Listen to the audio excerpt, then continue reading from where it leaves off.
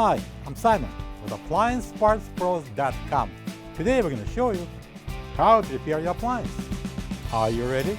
Remember, anytime you work on your appliance, make sure it's unplugged or the circuit breakers are off so there's no chance of electrocution.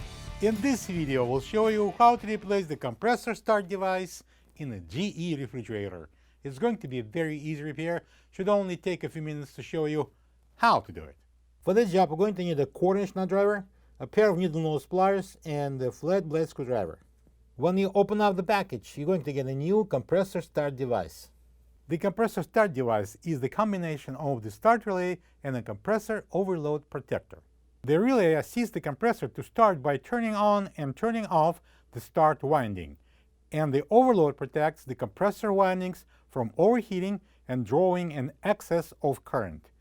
It's mounted on the compressor's terminals on the side. If your fridge stops cooling and you can hear the compressor clicking every few minutes or less, check the compressor start device and replace it if needed. So here we are at the back of the fridge, and the part is inside the machine compartment, so we need to take off this rear access panel. We've got 4 1/4" screws. I'm using a 1/4" nut driver. I'm going to take them out, and then we can remove this panel.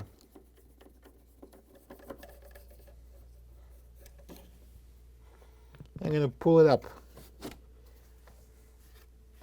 Alright, so this is our device that we need to remove, and I'm going to start with taking off that spring, retainer spring. I'm going to use the needle nose pliers, and I'm going to remove that retainer spring.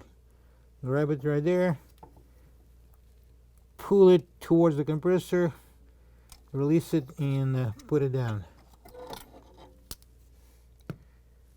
Now I'm going to use the flat blade screwdriver. I'm going to pry off this compressor start device from the terminals. Don't rush, don't force it. Avoid breaking the terminals.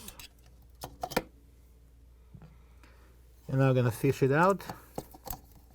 Alright, now I'm going to use these pliers, and I'm going to pull off these terminals. Okay, we're going to put this on the ground, and we need to remove this run capacitor from the top of the device. Using the flat blade screwdriver, we're going to pry it off.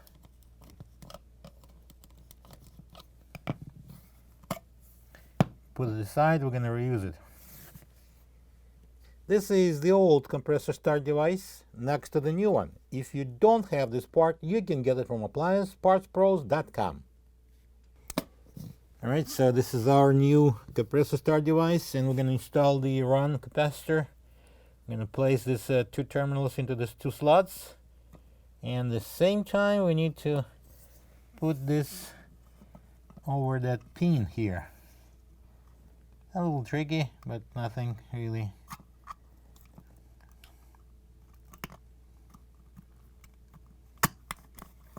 Push it in, and then we're going to install it on these 3 prongs. We've got here at the back 3 holes, and it goes in this way, that this is the top of the triangle. Mounts on this 3 posts here. And push it on.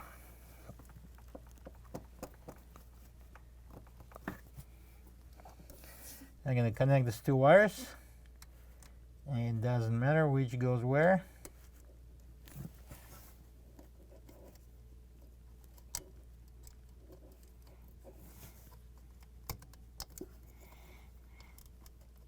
Okay. And I'm going to install this retainer spring. Fish it out. I'm going to place it. We got 2 hooks. One goes on the bottom and one on the top. So I'm going to place the bottom first. Okay. And now I'm going to bring the top and lock it. And now I'm going to install the rear access panel. I'm going to place it on. Alright, I'm going to match the holes and secure it with the 4 1/4" screws.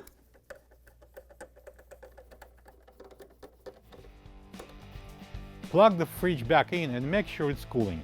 Thank you for being a part of another successful repair brought to you by AppliancePartsPros.com. For any of your future appliance repair projects, please check out our other videos available on our site, on Facebook, on YouTube, and on Instagram.